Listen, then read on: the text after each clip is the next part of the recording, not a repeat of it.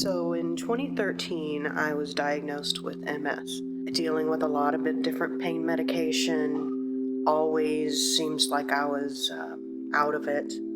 I was never really fully myself. And I did lose my way from God. The pain was always there. Very, very depressing. I was always depressed. I was hiding in my room. It was just not a life for me. And I didn't know how to get out of it. I was constantly in the dark, and I didn't know how to find my way back to the light.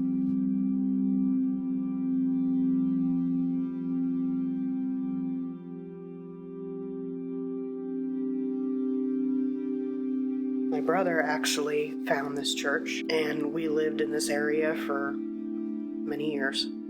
And he drove by it, and God compelled him to go see what it was about.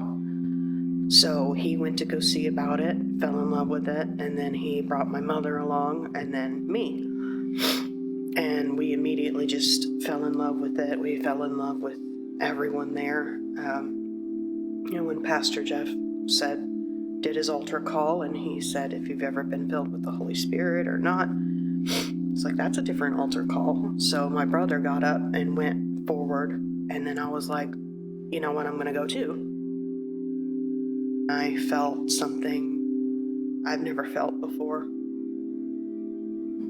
It was just me and Cody standing in front of Pastor Jeff. And he prayed, and something warm just went from my shoulders, and it just felt like oil from my head down.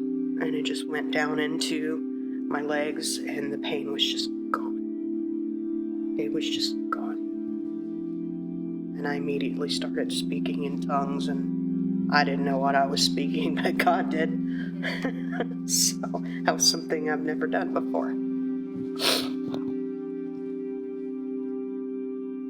What sort of transformation has this brought upon your life? I pray different now. I speak in tongues every chance I get. Still learning. I feel like I'm barely scratching the surface. But I talk with my family every night about scriptures and what this means. And speaking in tongues I do every night in my war room, which is my closet, my prayer secret room. And it's really changed the way I pray, the way I feel about my prayer, the way I can pray for people. And when God reaches out to me, he says, be still. That's his thing with me, is he tells me to be still. And I know he's getting ready to tell me something important. He'll point me in the direction of someone that needs prayer. And it's just very loud and clear. I've never had it loud and clear before.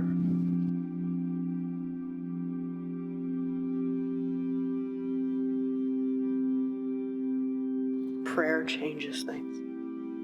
Healing changes things. Prayer is your first step. Learn the Spirit. Let it take over. You're sitting in the dark. Darkness can't survive in the light. And that's what God is. He is the light. And instead of sitting in the dark and being depressed, choose to sit in the light.